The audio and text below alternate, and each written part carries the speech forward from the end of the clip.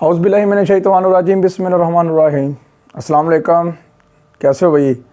हम कर रहे हैं डिस्क्रीट मैथमेटिक्स MTH 202 जिसका लेक्चर स्टार्ट करेंगे 15। लेक्चर स्टार्ट करने से पहले अगर आप हमारे चैनल पर नए हैं तो सबसे पहले हमारे चैनल को सब्सक्राइब कर लें और बेल आइकन के बटन को लाजमी प्रेस करिएगा और लाइक शेयर कमेंट्स लाजमी छोड़िए करें, हमारे लिए किया करें, ठीक है।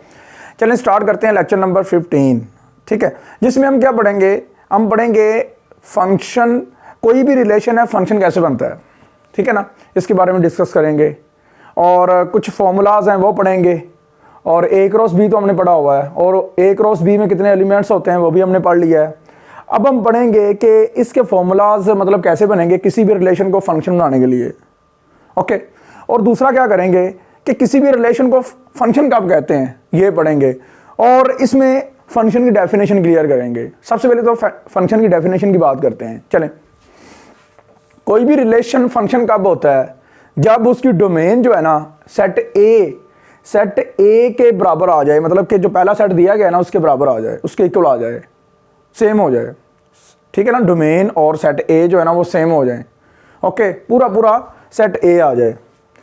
और not repeated first element in any function of order pair of relation, लिख लें, यहाँ पे रिलेशन आएगा, यहाँ पे रिलेशन आएगा, ठीक है ना। रिलेशन ऑफ ऑर्डर पेयर, समझ लगी ना बात की, कि उसका जो पहला एलिमेंट है ना वो रिपीट ना हो।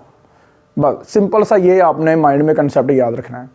इसकी एग्जांपल मैं छोटी सी दे सकता हूँ, जैसे देखो r इक्वल टू मेरे पास है 1,2 फिर आ गया 1,3, तो ये रिपीट नहीं होना चाहिए ये वाला, बस सिंपल सी ये बात याद रखिएगा जी। डियर स्टूडेंट्स, अगर हम आगे बात करें तो आपके पास ए क्रॉस बी निकालना है आपने सबसे पहले।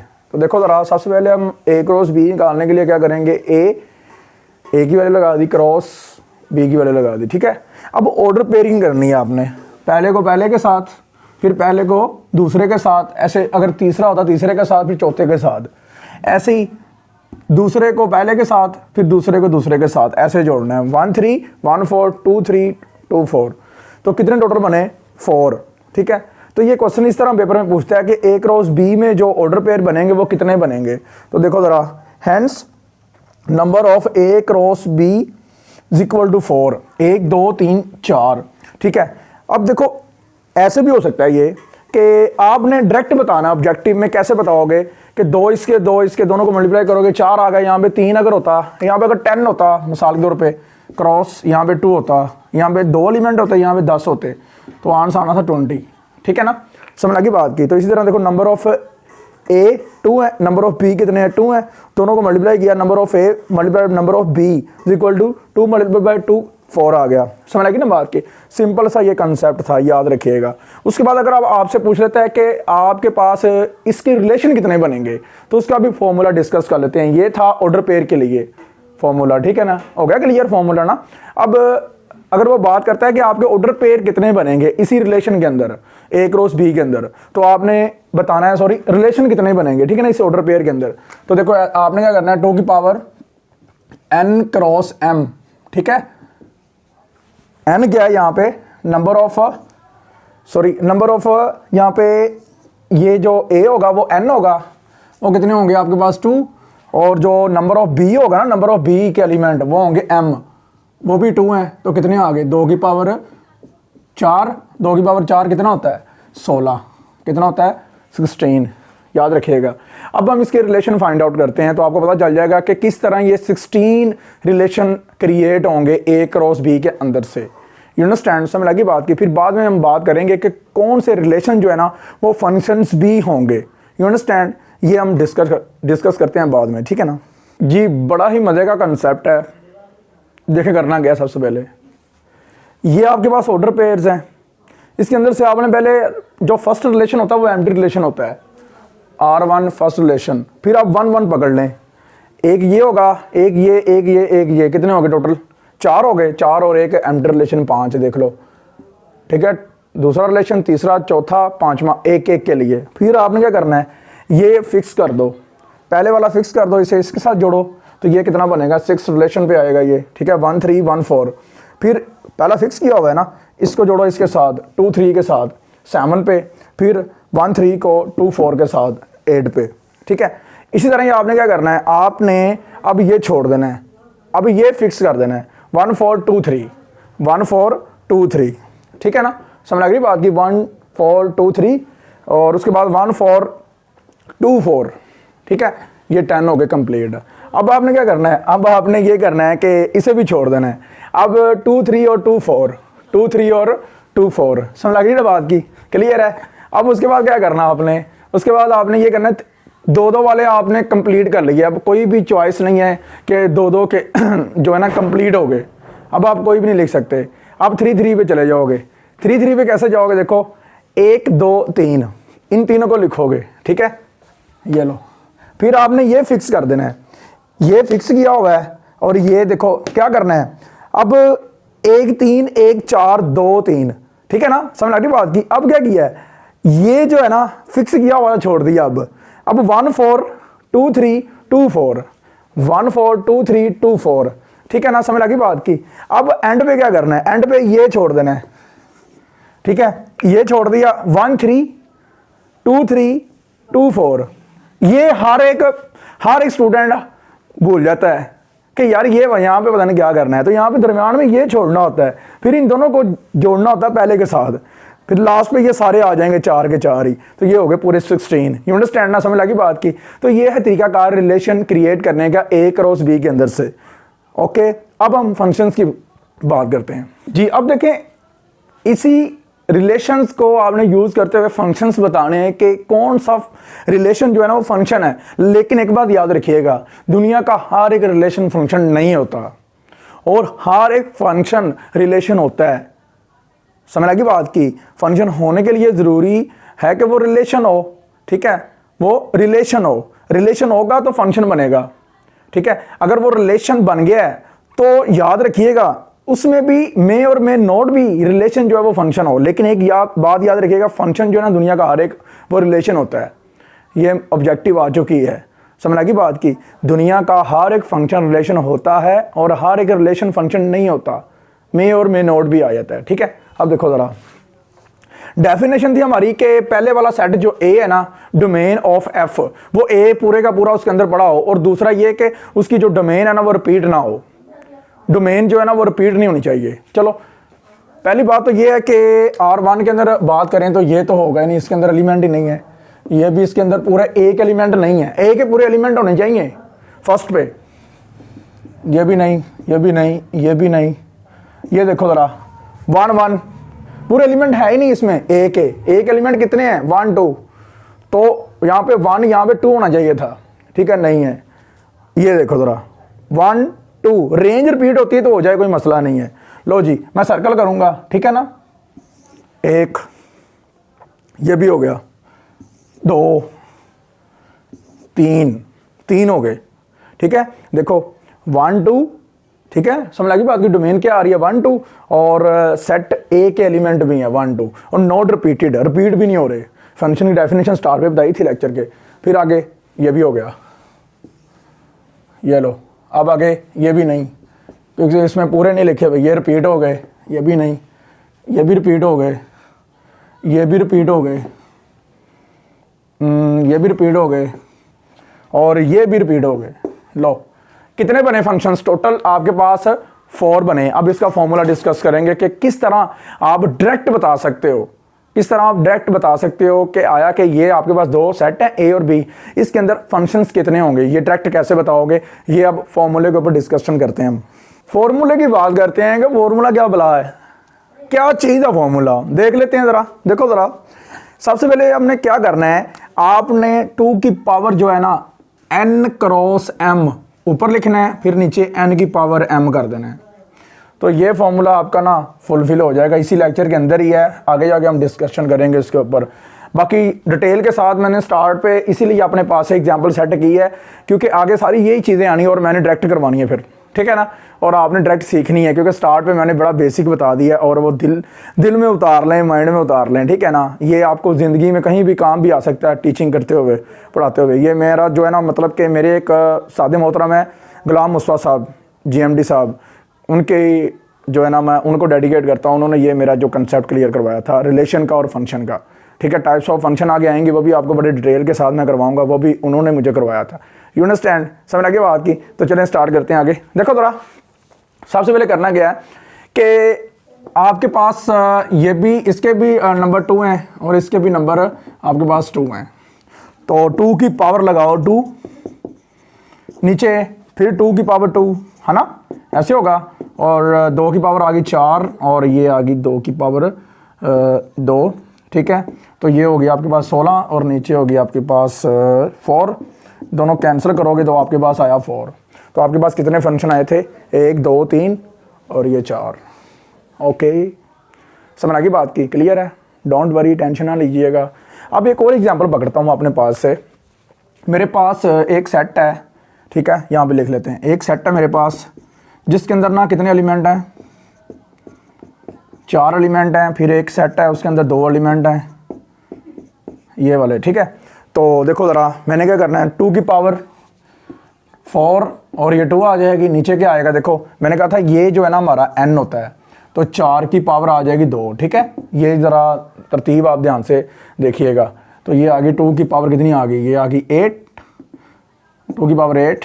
और ये कितनी आ गई आपके पास, कितनी आ जाएगी, ये आपके पास आ जाएगी जी 16। और इसे आपने सॉल्व करना है तो आपके पास ये आपके पास फंक्शन आ जाएंगे जो इनके रिलेशन बनेंगे उनके अंदर से। यू अंडरस्टैंड, समझ लगी बात की। आगे जाके और डिस्कशन करेंगे इसके ऊपर और छोटी छोटी ऑब्जेक्टिव जो है ना मोस्ट इंपॉर्टेंट वो करेंगे क्लियर। ओके, बढ़ते हैं आगे जी। डियर स्टूडेंट्स, आपके पास छोटी सी एक एक्सरसाइज एक एग्जांपल है, वो देख लेते हैं कि x और y की वैल्यूज़ दी गई हैं और उसमें रिलेशन उसने खुद निकाल के दिए हुए हैं R1 R2 और R3। तो उसने पूछा हुआ है कि R1 और R2 और R3 बताएं कि फंक्शंस इसमें से कौन कौन से हैं। तो वो तो हमें पता चल गया है कि फंक्शंस की डेफिनेशन क्या होती है, इम्प्लीमेंट क्या होते हैं। ओके, चलें देखते हैं। R1 जो है वो आपके पास फंक्शन हो सकता है या नहीं, देख लेते हैं। देखो एक आपके पास सेट है A, x समझ लें एक टाइम के लिए A है, तो उसकी डोमेन जो है वो A की इक्वल होनी चाहिए थी बाय डेफिनेशन ऑफ फंक्शन। तो यहाँ पे 5 नहीं है इसके अंदर, तो ये फंक्शन नहीं होगा। ओके, इसका मतलब क्या हो गया कि 5 does not belong to x। Okay, इसी तरह ही R2 की बात करें, 2 4 रिपीट कर गया है, 4 रिपीट कर गया है, तो ये भी फंक्शन नहीं है। इसके बाद आगे बाद में 2 4 5, ठीक है, 2 4 5 2 4 5, ठीक है, ये फंक्शन है। ये लो, बस सिंपल सा काम था। आगे चलते हैं, ठीक है ना, कितना इजी हो गया। आगे देखो कि आपके पास A और B दिए गए हैं, जबकि एक ऑर्डर पेयर बिलोंग करता है A क्रॉस B को, मतलब ऑर्डर पेयर निकालने हैं, A क्रॉस B निकालना है, पहले उसने नहीं निकाला हुआ। देन वो जो ऑर्डर पेयर R को बिलोंग तब करेगा जब X ग्रेटर देन भी होगा और इक्वल भी होगा Y के। तो ठीक है, A क्रॉस B निकालो, वो इस पिछले वाला तरीकाकार A क्रॉस B निकालने का। फिर R क्रिएट कर दिया मैंने बाय डेफिनेशन, ठीक है ना। तो देखो ज़रा, पहली तो बात है दोनों बराबर होने चाहिए थे, तो 5 5 बराबर हैं, 6 6 बराबर हैं, मैंने निकाल दिए। बाद में x बड़ा होना चाहिए y से, तो पहले वाला जो नंबर होता है वो x होता है, दूसरे वाला y आपका y होता है। और पहले को आप सीसा कहते हैं, दूसरे को आप ऑर्डिनेट कहते हैं, ठीक है ना। तो देखो ये x है, ये बड़ा है 5 से, तो ये भी इसके अंदर से निकाल लिया। ये आपका रिलेशन बनेगा 5 5 का, 6 6 का और 6 5 का। यू अंडरस्टैंड, समझ लगी बात की, सिंपल सा कंसेप्ट था ये वाला। जी स्टूडेंट्स, अगर हम आगे बात करते हैं तो आपके पास S कैसे क्रिएट होगा। आपके हैंडआउट्स के ऊपर उसने S जो क्रिएट किया हुआ है ना, वो रॉन्ग किया हुआ है, गलत किया हुआ है, ध्यान से याद रखिए। कहाँ पे गलती मैं बता देता हूँ। सबसे पहले आपने करना क्या है, आपने ये देखना है कि ऐसे कौन से नंबर हैं जो x माइनस वाई करें और डिवाइड बाई 2 हो जाएं। आपके और हैंडआउट्स के ऊपर जो है ना वो मैथ टैब में लिखा होता है। तो अगर वो ऐसे लिखा हो ना, देखो उसने ऐसे लिखा होगा, उसने ऐसे लिखा होगा 2 और x माइनस वाई लिखा होगा, इसका मतलब यही होता है, ठीक है ना। ये माइंड में याद रखिएगा, ठीक है ना। ये आपने माइंड में याद रखना है, दिमाग में याद रखना है कि यार ये किस तरह इसे जो है ना हमने क्रिएट करवाना है, किस तरह हमने अप्लाई करवाना है माइंड में। लेकिन मैथ्स टैब में आप अगर करेंगे तो इस तरह अगर लिखा जाता है तो कोई मसला नहीं है, लेकिन आपको सॉल्व करना या आपको पता होना चाहिए कि इसे माइंड में किस तरह आपने एग्जैक्ट आपने सॉल्व करना है, ठीक है ना। तो देखो ज़रा, सबसे पहले क्या करना है, ये पहले ऊपर आता है, ये नीचे आता है, ठीक है ना। तो इस तरह जैसे मैंने ये लिखा हुआ है, तो आपने ऐसा रिलेशन लेके आना है जो 2 पे पूरा पूरा डिवाइड होता है। तो वो 5 - 5 करो, देखो ज़रा 5 - 5 डिवाइड बाई 2 करो तो 0 आएगा, है ना। ये दोनों कट जाएंगे, 0/2 तो 0 आएगा। इसी तरह 6 - 6 डिवाइड बाई 2, ये भी 0 आएगा। अब आपके हैंडआउट्स के ऊपर ना इसने एक और पकड़ा हुआ है, ये वाला, ये देखो 4 और 6 है, तो ये तो होता है y और ये होता है x। तो देखो ज़रा, आप क्या करो, x - y करके देखो, x - y डिवाइड बाई 2 करके देखो, 4 - 6 डिवाइड बाई 2, तो ये तो -1 आएगा ना। देखो -2 और ये 2 डिवाइड बाई, तो ये तो -1 आएगा, तो ये नहीं आ सकता। ओके हो गया ना। तो सिंपल ये आएगा, ये s होगा और ये r होगा। ओके, अब उसने पूछा था फंक्शन बताओ कि इन दोनों में से फंक्शन कौन से होंगे। तो एक एलिमेंट पूरे होने चाहिए डोमेन में, ना रिपीट हो। देखो 5 6 रिपीट हो गया, यहाँ पे 4 भी नहीं है, तो ये भी रिलेशन नहीं है, ये रिलेशन नहीं है, तो ये भी रिलेशन नहीं है, क्योंकि यहाँ पे 4 नहीं आया। अब ओके हो गया, समझ लगी बात की। तो ये सिंपल सा कंसेप्ट था। आगे जो फंक्शन की डेफिनेशन है वो मैंने आपको पहले क्लियर करवा दी है, वो आपने अच्छे से खुद ही कर लेनी है, ठीक है ना। क्योंकि वो स्टार्ट में मैंने बता दिया था फंक्शन क्या होता है, कैसे होता है और कहाँ से आता है। रिलेशन से आता है, फंक्शन बनता है। यू अंडरस्टैंड, याद रखिएगा। ओके, ये खुद करिएगा जी स्टूडेंट्स। अगर हम आगे बात करते हैं तो आपके पास किसी भी फंक्शन की पहचान करने के लिए डायग्राम भी आप ड्रा कर सकते हो, उसके ऊपर हम बात करते हैं, ठीक है ना। देखें ज़रा, सबसे पहले आपको x दिया गया है, वो मैंने एक ओवल के अंदर लिख लिया है, ठीक है। उसके बाद मैंने सेट y दिया गया है, वो मैंने लिख दिया एक ओवल के अंदर, ABC 1 2 3 4, ठीक है। समझ लगी बात की। अब देखो जहां पे एरो डायग्राम स्टेटमेंट लिखी हुई है ना, उसके नीचे ना 2 की पॉइंट्स हैं, वो कौन से हैं मैं जरा समझा देता हूं आपको। नंबर 1, आपने कोई भी एलिमेंट यहां पे छोड़ना नहीं है जिसकी एरो ना ऊपर बने, जिसकी एरो ऊपर ना बने, आगे ना बने। समझ लगी बात की, जिसकी एरो ऊपर ना बने, आगे ना जाए। यहां पे मिसाल के तौर पे यहां पे आप डी छोड़ देते हो, तो ये एलिमेंट यहां पे छोड़ना नहीं है, अगर छोड़ेंगे तो वो फंक्शन नहीं होगा। समझ लगी बात की। एक पॉइंट ये वाला है। दूसरा कि सी की अगर 2 के ऊपर जा रही है तो सी की 3 के ऊपर या 4 के ऊपर किसी और के ऊपर नहीं जाएगी। अब सिंगल एरो लगानी है, सिंगल एरो। अगर डबल एरो लगाएंगे तो वो फंक्शन नहीं है। यू अंडरस्टैंड, समझ लगी बात की। तो ये सिंपल से कंसेप्ट हैं जो आपने माइंड में रखने हैं। अब देखो ए की 2 पे जा रही है, बी की 4 पे और सी की 2 पे, कोई मसला नहीं है, ये डबल हो सकते हैं। यहाँ पे आप छोड़ भी सकते हो कोई भी, यहाँ पे नहीं छोड़ना। तो ये आपके पास फंक्शन को चेक करने का तरीका है, ना तो यहाँ पे एलिमेंट छोड़ना है कोई, ना डबल इमेज बनना चाहिए आगे वाई के ऊपर। ओके, समझ लगी बात की। सिंपल सा ये कंसेप्ट था, माइंड में रखिएगा। ठीक है, क्लियर है। अगर फर्ज कर लेते हैं कि यहां से एक एलिमेंट है, उसकी डबल इमेज आगे चलेगी है, ट्रिपल भी चलेगी है, चौथी भी चलेगी है, तो याद रखिएगा ये आगे जाके डिस्कस करने वाले हम, ठीक है। समझ लगी बात की।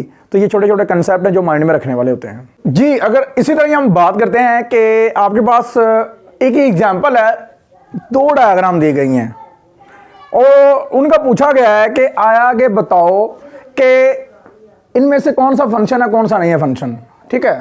तो डिस्कस कर लेते हैं। सिंपल सी चीज़ है, मेरे होते हुए टेंशन नहीं लेनी है आपने, ठीक है ना। अल्लाह ताला ने मुझे इतनी ताकत दी है कि मैं आपके लिए आसानियाँ पैदा कर सकूँ, ठीक है। और दुआ किया करें मेरे लिए भी और मेरे माँ बाप के लिए भी कि अल्लाह ताला मुझे भी तरक्की दे और मेरे माँ बाप को तंदुरुस्ती दे और मुझे भी तंदुरुस्ती दे, क्योंकि मैं आपके लिए ज़्यादा काम कर सकूँ। चलें देखते हैं। सबसे पहले देखो ज़रा, एलिमेंट ही छूट गया, ये अलोन पड़ा हुआ है, इसकी कोई इमेज ही नहीं आगे बनी, तो ये तो फंक्शन नहीं ना होगा। तो ये फंक्शन नहीं हो सकता, क्योंकि मैंने पहले ही क्लियर कर दिया था पीछे ही, ठीक है ना। पीछे मैं क्लियर करके आगे गया था। अब यहाँ पे भी मैंने एक एग्जांपल सेट किया है। अगर यहाँ पे डी अकेला छूट गया है तो ये भी फंक्शन नहीं होगा। डबल इमेज बन गया है, सी का 2 के ऊपर भी और 4 के ऊपर भी, ये फिर भी फंक्शन नहीं है। अगर ये डी नहीं भी होता तो फिर भी ये फंक्शन नहीं है। अगर ये इमेज नहीं होता, यहाँ पे डी अकेला छूट गया, फिर भी ये इमेज नहीं है, फंक्शन नहीं है। समझ लगी ना बात की। तो इट मीन ये एग्जांपल भी देख लो फिर, डबल इमेज किसके हैं, 4 का 1 के ऊपर और 4 का 4 के ऊपर, तो ये भी फंक्शन नहीं है। ओके, समझ लगी ना बात की, क्लियर है। याद रखिएगा माइंड में, पहले सेट में कोई नंबर छूटना नहीं चाहिए। डबल इमेज होना नहीं चाहिए पहले सेट का दूसरे के ऊपर, समझ लगी ना बात की। तो याद रखिएगा इस तरह के जो आपके पास जो भी कंडीशन आएगी ना वो फंक्शन नहीं होगा, ये एरो डायग्राम आपको कहती है। ओके जी स्टूडेंट्स, अगर हम आगे बात करते हैं तो आपके पास डोमेन, कोडोमेन और रेंज की बात यहाँ पे हम करेंगे, ठीक है, और कंसेप्ट ध्यान से क्लियर करिएगा। ओके देखते हैं। सबसे पहले देखो आपको उसने एक सेट दिया हुआ है एक्स और एक वाई, इमेज जो है वो एफ का है। तो यहाँ पे अगर हम रेंज की बात करें, रेंज, डोमेन और कोडोमेन की, तो ये पहले वाले जो प्री इमेज होते हैं ना 2, 4, 5, ये डोमेन होती है। ये क्या होती है? डोमेन। और जिन पे ये इमेज बना रहे हैं 1 और 6 पे, ये रेंज होती है। ओके बाकी ये पूरे का पूरा सेट जो है ना, इमेज वाला और बगैर इमेज वाला, वो कोडोमेन होती है। तो ये देखो जरा मैंने कोडोमेन क्या लिखी हुई है, कोडोमेन ऑफ एफ 1, 2, 4, 6, ये सारी की सारी कोडोमेन होगी। लेकिन जिनके ऊपर इमेज बन रहे हैं वो आपकी रेंज होगी। ओके तो देखो जरा, रेंज ऑफ एफ 1 और 6, 1 और 6 ओनली, ठीक है ना, ये किस में चला जाएगा? रेंज में। ओके अब दूसरा जो दिया गया ना, जी दिया गया है आपके पास एक रिलेशन, ठीक है, उसके आपने डोमेन और रेंज ये सब कुछ बताना है आपने। देखो इसकी जो आपके पास डोमेन होगी ना वो होगी आपकी 2, 4 और 5। अगर हम रेंज की बात करें तो वो होगा 1 to 6, 1 to 6, range of G 1 to 6। Question number 3 है आपके पास इसी तरह ही। क्वेश्चन नंबर 3 में क्या होगा? देखो h of 2 is equal to 4, h of 4 is equal to 4, h of 5 is equal to 1। तो ये जो h के साथ लिखे हुए हैं ना ये वाले नंबर, ये जो नंबर हैं ये आपके बेसिकली x होते हैं। क्या होते हैं? x समझ लें, ठीक है ना। और ये क्या होंगे आपके पास? ये समझ लो h होगा, ठीक है। और ये आपके पास रिलेशन जो आप अप्लाई कर रहे हो ना वो समझ लो ये समझ लो कि ये y है और ये h है, ऐसे समझ लो, ठीक है ना। तो देखो ज़रा सबसे पहले 2 का आंसर क्या आया? 4। 2 का इमेज किस पे? 4 पे चला गया। 4 का आंसर क्या आया? h ऑफ 4 का 4, फिर 4 पे चला गया। और 5 का आंसर क्या आया? 1, ठीक है। तो अब देखो ये क्या होगी? डोमेन। और ये क्या होगी? रेंज। रेंज क्या होगी? 1 और 4, ठीक है। रेंज और कोडोमेन इसकी सेम होगी, समझ लगी ना बात की। रेंज और कोडोमेन इसकी सेम आएगी। ओके और डोमेन ये होगी उसकी पहले वाली, प्री इमेज और पोस्ट इमेज जो होंगे वो डोमेन होगी और सॉरी रेंज होगी और कोडोमेन होगी। ओके वर्टिकल लाइन टेस्ट, इसकी हम बात करते हैं कि वर्टिकल लाइन टेस्ट क्या है। देखो वर्टिकल लाइन टेस्ट ये होता है कि कोई भी आपने डायग्राम ड्रा की है, सर्कल की, पैराबोला की, हाइपरबोला की, एलिप्स की, अगर तो वर्टिकल लाइन टेस्ट मतलब वर्टिकल ऊपर से नीचे स्ट्रेट किसी एक पॉइंट पे टच किया है उसने डायग्राम ने, तो समझो कि वो फंक्शन है, नहीं तो वो फंक्शन नहीं है। समझ लगी ना बात की। अब देखो y equal to x square दिया हुआ है, उसे आपने लेट कर लेना है f of x equal to x square, और आपने वो जो टेबल बना हुआ है, ग्राफ बना हुआ, वो खुद करना आपने, ठीक है। मैं वैसे आपको जैसे पेपर में पूछता है वो बता देता हूँ आपको, ग्राफ नहीं देता वो पेपर में, लेकिन ग्राफ वैसे उसने बनाया हुआ वहाँ पे, ठीक है। तो पुट करें x इक्वल टू -3 लगाएं, जहाँ पे x वहाँ पे -3 लगाएं तो क्या आएगा आपके पास? 9 आएगा।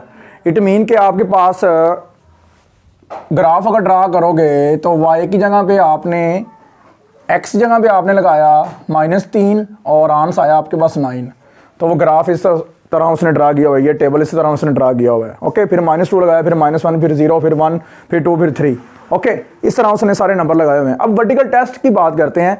डायग्राम इसकी ये बनेगी, ये वाली ऐसी डायग्राम बन रही है। वर्टिकल टेस्ट ये होता है कि ऊपर से लाइन नीचे आती है बिल्कुल ऐसे, तो ये किसी एक पॉइंट पे टच करे अगर, तो ये होता है फंक्शन। क्या होता है ये? फंक्शन। ऑब्जेक्टिव में पूछता है कि वर्टिकल लाइन टेस्ट जो होता है वो किसी भी डायग्राम को जब हम ड्रा करते हैं तो किसी एक पॉइंट पे जब वो टच करता है तो उसे हम क्या कहते हैं? फंक्शन कहते हैं। क्या कहते हैं? फंक्शन कहते हैं। समझ लगी ना बात की। तो इसी तरह अगर मैं इस डायग्राम को ऐसे कर दूं, ऐसे फिर करो, तो ये देखो ये तो 2 पॉइंट्स पे टच कर गया आगे डायग्राम ये वाली, तो फिर क्या होगा? फिर हम कह सकते हैं कि ये तो फंक्शन नहीं है क्योंकि ये 2 पॉइंट्स पे टच किया है। तो इट मीन के अगर 2 पॉइंट्स पे टच करती है वर्टिकल लाइन तो वो फंक्शन नहीं होता, अगर सिंगल पॉइंट पे करती है तो वो फंक्शन होता है।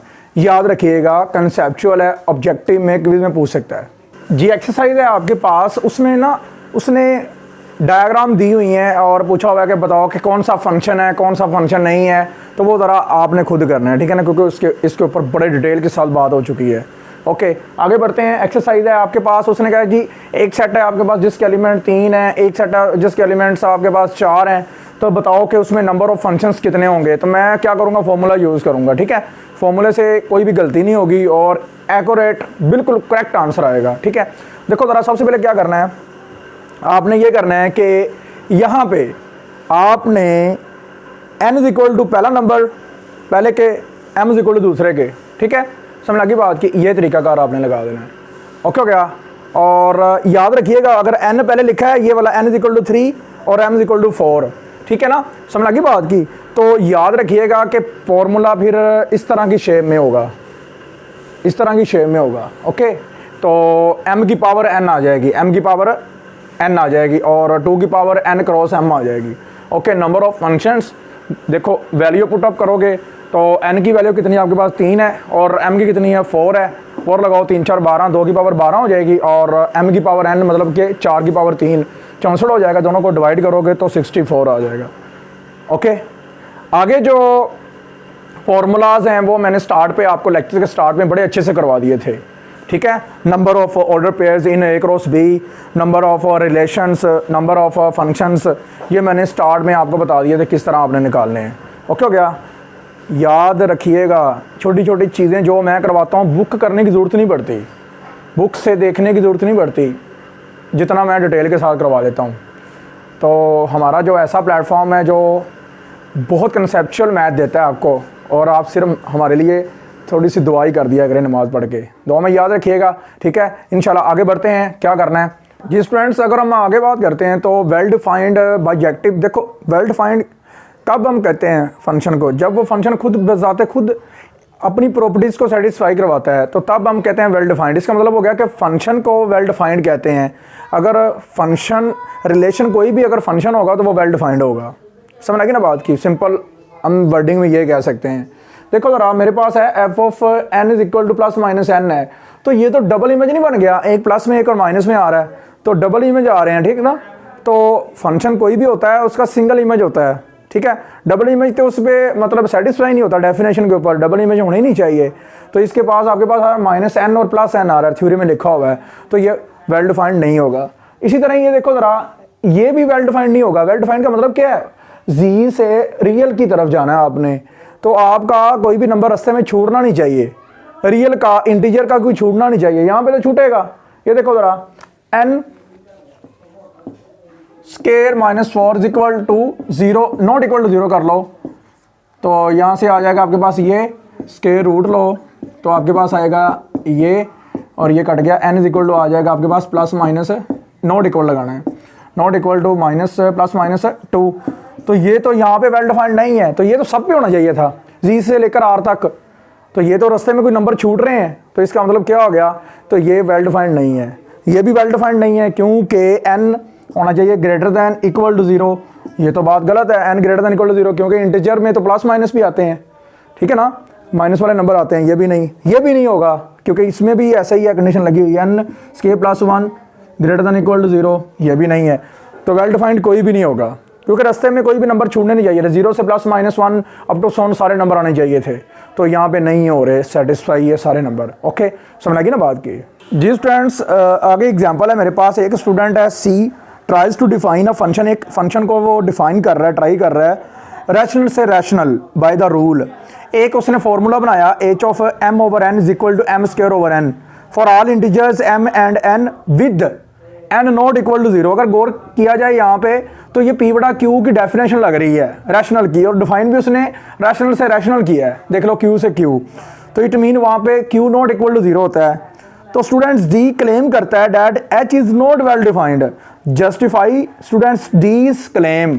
जो स्टूडेंट डी ने कहा ना कि ये तो वेल डिफाइंड नहीं है, वो आप बताओ कि वाकई उसने सही कहा है, उसका जो क्लेम है, उसने जो क्लेम किया है कि ये तो गलत है, तो ये आप प्रूव करो। समझ लगी ना, बाकी ये क्वेश्चन है।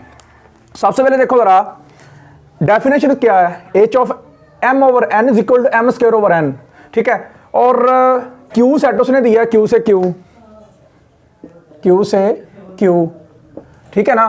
तो इट मीन के आपने रैशनल नंबर लेना है, 1/2 बिलोंग टू q, ठीक है ना, रैशनल नंबर है ना, तो बाय डेफिनेशन लगाओ, डेफिनेशन लग गई, पुट करो, m की जगह पे आप लगा दो, यहाँ पे देखो ना m यहाँ पे क्या है, m यहाँ पे 1 आएगा, यहाँ पे n क्या आएगा 2 आएगा अगर ये नंबर लिया है तो ये देखो जरा m इक्वल टू 1 और n इक्वल टू 2 लगाओ, तो 1/2 1 का स्क्वायर बाय 2, देखो ना h of m over n is equal to m square over n, m square over n, 1 का स्क्वायर 1 ही आएगा और डिवाइड बाय 2 ऐसे ही आ जाएगा, इसका नाम 1 कह देना।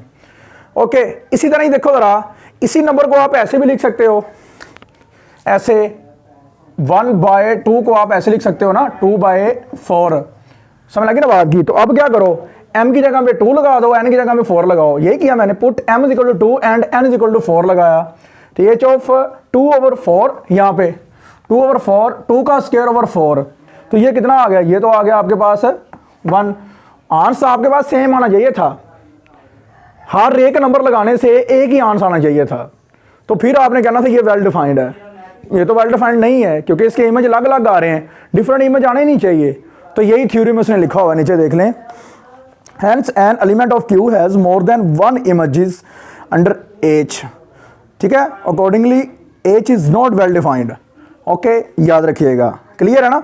तो वेल डिफाइंड के लिए नीचे रिमार्क्स लिखे हुए हैं कि इफ एंड ओनली इफ क्या होता है, x1 is equal to x2, then उसके जो फंक्शन के आंसर होते हैं वो भी सेम होते हैं जब उनके इमेजेस सेम होते हैं, समझ लगी ना बात की। तो यहाँ पे क्या होना चाहिए था, जब आपका फंक्शन ही एक है ये वाला, तो आपके आंसर भी तो सेम होने चाहिए थे ना, वो नहीं है सेम, तो ये रिमार्क्स नीचे लिखे हुए हैं, ध्यान से देख लीजिएगा। जिस फ्रेंड्स आपको एक एग्जांपल दी गई है उसमें टोटल 2 पार्ट्स हैं, पहले पार्ट में उसने पूछा है कि जी को वेल डिफाइन करो, दूसरे पार्ट में पूछा उसने डोमेन, रेंज और कोडमेन, ये हम फाइंड आउट करते हैं। देखो जब भी कोई फंक्शन दिया जाता है उसे वेल डिफाइन करने के लिए क्या करना है, ये प्रोसीजर है, पेपर में ज़रूरी नहीं है यही फंक्शन आए, लेकिन ये जो मेथड है, पैटर्न आपने याद रखना है कि सर ने कैसे करवाया था। ओके, देखो ज़रा, सबसे पहले आपने फंक्शन देखना है कौन सा है, ये फंक्शन है, ठीक है, इसका इमेज कौन सा है, x है, बेसिक चीज़ जो है वो वेरिएबल देखो x है, ठीक है, वो देख लेना आपने। तो यहाँ पर लिखना आपने g इज़ वेल डिफाइंड, तो आपने करना क्या, लेट, ये देखो यहाँ पे x है तो इसका आपने x1 और x2 दो आपने इसके सब इमेजेस बना लेने हैं, ठीक है। देखो ज़रा, let x1 x2 belong to r, क्योंकि r से r जा रहा है पॉजिटिव, ठीक है ना, and suppose that x1 is equal to x2, ये बाय डेफिनेशन लिखा मैंने वेल डिफाइंड की, क्योंकि जो भी कोई फंक्शन वेल डिफाइंड करना होता है या होता है उसके लिए इमेज यूनिक होते हैं, उसके लिए क्या होते हैं, इमेज यूनिक होते हैं, याद रखिएगा, ठीक है। इमेज सिंपल एक ही इमेज होता है, तो ये याद रखिएगा क्योंकि पीछे हमने एग्जांपल्स भी इस तरह की है, तो इमेज आपके पास यूनिक होगा, ठीक है। तो x1 is equal to x2, ठीक है, समझ लगी बात की, taking square on both side, क्योंकि वेरिएबल तो कंसिडर कर लिया x1 और x2, ठीक है, अब उसके ऊपर स्क्वायर है तो वो स्क्वायर भी लेना है, taking square on both side, तो ये स्क्वायर भी ले लिया। अब उसमें कुछ ऐड हो रहा है, यहाँ पे अगर -2 होता तो यहाँ पे -2 आपने लिख देना था, यहाँ पे +5 होता 5 लिख देना था बस, यहाँ पे कांस्टेंट कोई भी हो सकता है, ठीक है, तो +1 ऐड कर देना ऑन बोथ साइड, ओके हो गया। तो ये देखो ये किस तरह का आपको फंक्शन लग रहा है, इस तरह का, तो ये g ऑफ x के बराबर था, अगर यहाँ पे 1 है तो यहाँ पे आ जाएगा g of x1 is equal to g of x2 by definition of g, समझ लगी ना बात की। तो ये g जो है ना आपका वेल डिफाइन हो गया।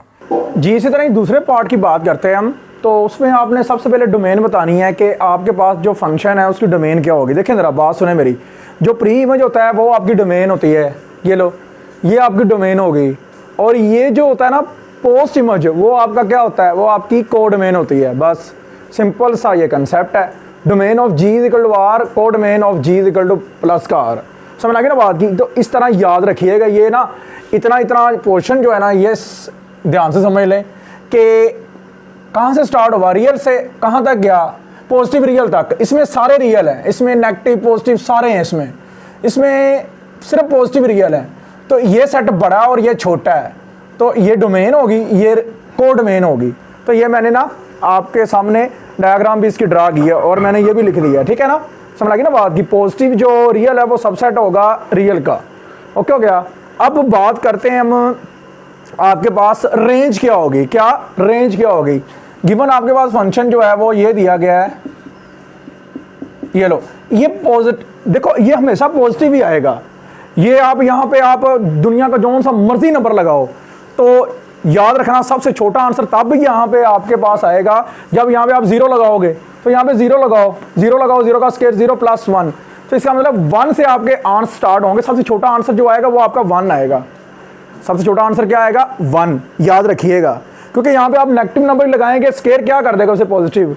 तो इट मीन आपकी जो रेंज होगी ना, वो रेंज ऑफ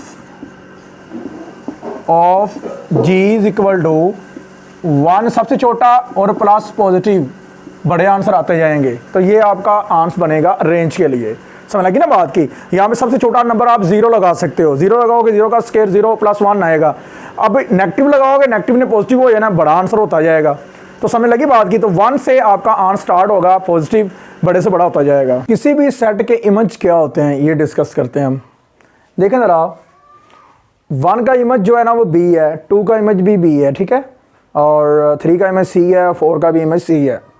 ओके, इसे हम ऐसे लिख सकते हैं, F of one is equal to B, F of one is equal to B, F of two is equal to B, ठीक है, F of three is equal to C, F of four is equal to सी।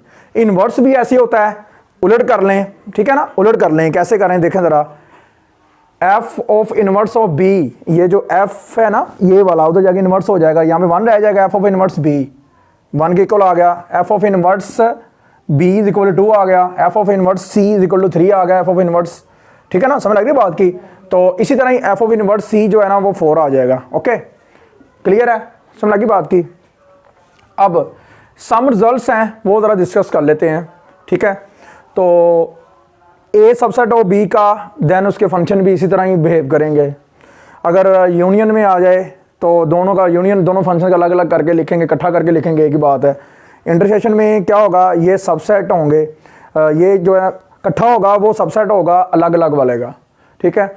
और ये आपने मतलब experiment के तौर पे relation लेके कर भी सकते हैं ऐसे, लेकिन करने की ज़रूरत नहीं, ऑब्जेक्टिव के तौर पे याद रखिएगा, ठीक है। फिर ये प्रॉपर सबसेट बन जाता है, ये भी याद रखिएगा, ठीक है, ठीक है, समझ लग रही बात की? उसके बाद फिफ्थ है, यहाँ से स्टार्ट हो गया इन्वर्स के लिए, तो सेम यही फिर इन्वर्स के लिए भी होगा जो पहले वाली प्रॉपर्टी थी, ठीक है। और उसके बाद यूनियन के लिए भी यही काम, इंटरसेक्शन के लिए भी यही काम, और इक्वलिटी का साइन दोनों के लिए होगा। यहाँ पे भी इक्वलिटी का साइन भी आएगा, याद रखना।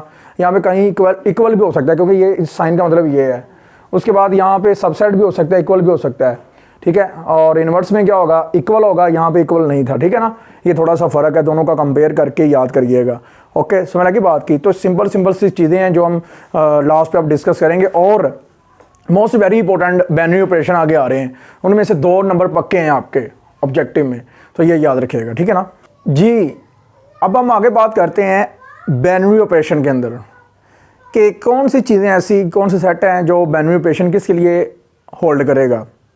बाइनरी ऑपरेशन की बात करते हैं तो बाइनरी ऑपरेशन दो चीज़ों के दरमियान रिलेट करता है, जैसे 1 + 2, 1 - 2, 1/2, इस तरह, ठीक हो गया, याद रखिएगा। चलें देख लेते हैं। सबसे पहले हम बात करते हैं binary operation plus multiplication co dot भी लिख सकते हैं, वो नेचुरल नंबर के लिए होल्ड करता है, नेचुरल के लिए होल्ड करेगा, क्योंकि नेचुरल में से नंबर पकड़ो, उनको प्लस करो या मल्टीप्लाई करो आपस में, तो वो नेचुरल के अंदर ही रहेंगे, वो नेचुरल के अंदर ही रहेंगे। इसका मतलब ये क्लोयर है, ये क्लोयर प्रॉपर्टी होल्ड करती है बाइनरी ऑपरेशन के लिए। तो याद रखिएगा, कोई भी ऑपरेशन उसका बाइनरी ऑपरेशन किसी सेट का तब होता है जब वो क्लोयर होता है, जब वो क्या होता है, क्लोयर होता है, ठीक है ना, याद रखिएगा। जैसे 1 × 2 = 2, तो 2 इसके अंदर ही है। 1 और 2 कहाँ से लिए, ये भी वो भी इसके अंदर से लिए थे, ये हो गया क्लोयर। ओके हो गया, समझ लगी बात की? इसी तरह ही अगर बात करें नेगेटिव की, तो is not in n for binary operation of set n। देखो ना, 1 - 2 करो तो -1 आएगा, वो तो उसके अंदर नहीं है n, तो इट मीन के नेगेटिव जो है ना वो बाइनरी ऑपरेशन नहीं होगा, किसका, n का। उसके कौन कौन से होंगे, प्लस मल्टीप्लिकेशन, ठीक है ना, प्लस और मल्टीप्लिकेशन। उसके बाद अगर हम बात करें इंटीजर की, तो इंटीजर के अंदर प्लस माइनस होते हैं, 0 +- 1 +- 2 +- 3। तो इसका मतलब क्या हो गया, इसका बाइनरी ऑपरेशन होगा कौन सा, नेगेटिव जो ना बाइनरी ऑपरेशन होगा z का, अंडरस्टूड, उसके अंदर ही आंसर आएंगे सारे। देखो ना 1 -2 करके देखो तो क्या आंसर आया -1, वो उसके अंदर ही है। तो दोनों को माइनस भी करके देखोगे +3 आएगा, वो भी उसके अंदर ही है। तो इट मीन क्या हो गया, जी के लिए जो मैनिपुलेशन होगा वो नेगेटिव होगा, माइनस का साइन होगा। ओके, पेपर में आ चुके हैं ये सारे। नेगेटिव जो है, सॉरी डिवीजन जो है नॉन जीरो, रैशनल के अंदर से जो पी बटा क्यू की शक्ल में लिखी जाती है उसके अंदर से जीरो निकाल दो तो उसके ऊपर डिवीजन का जो आपके पास सिंबल है ना वो होल्ड कर जाएगा, दैट इज क्यू -0। तो इसे हम ऐसे भी लिख सकते हैं, ये डेफिनेशन है मैनिपुलेशन को लिखने की, ये स्टेरी है, ये कुछ भी हो सकता है, ए बी इक्वल टू से अलग अलग करके लिख सकते हैं। तो ये थ्योरी में उसने लिखा हुआ था, यू अंडरस्टैंड, समझ लगी ना बात की। अगर हम सेट के मैनिपुलेशन की बात करें तो वो आपके पास क्या होगा, आपके पास होगा यूनियन, इंटरसेक्शन और सेट डिफरेंस, यहाँ स्लैश इसे डिनोट करते हैं, ठीक है ना, यूनियन, इंटरसेक्शन और सेट डिफरेंस, ठीक है ना। ये सेट के ऑपरेशन होंगे मैनिपुलेशन, ठीक है ना, सेट के लिए, for power set of A of any set of A, ठीक है ना, याद रखिएगा। ओके हो गया। तो सिंपल ये पेपर में कैसे पूछेगा कि ना यूनियन और इंटरसेक्शन जो है ना वो किसके मैनिपुलेशन है, आपने कहना है कि जी सेट ऑपरेशन है, ठीक है, किसके, सेट ऑपरेशन, वो बकायदा उसका आंसर भी देगा वहाँ पे।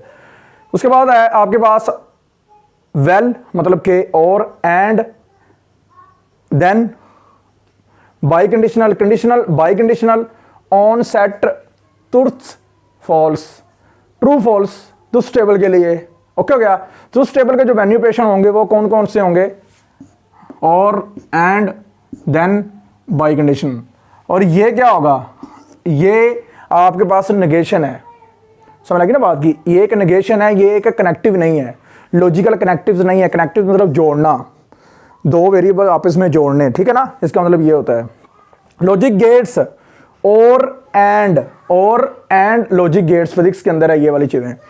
तो ये किसके ऊपर होल्ड करेंगी, अप्लाई होंगी 0-1 के अंदर, 0-1 के अंदर लॉजिक गेट्स के अंदर और एंड। ओके, याद रखिएगा। अब अगर हम बात करें कि पेपर में किस तरह पूछता है, तो याद रखिएगा पेपर में इस तरह पूछता है कि ट्रू और फॉल्स दे देता है तो कहता है कि इसका मैनिपुलेशन कौन सा है, बोला क्या करता है वो दे देता है, प्लस भी दे देता है, ठीक है, उसके बाद यूनियन दे देता है, ठीक है, उसके बाद यहाँ से जो है ना एक यूनियन दे दिया और इन में से ना कोई एक साइन दे देता है, और बाद में ना यहाँ से और उठा लेता है।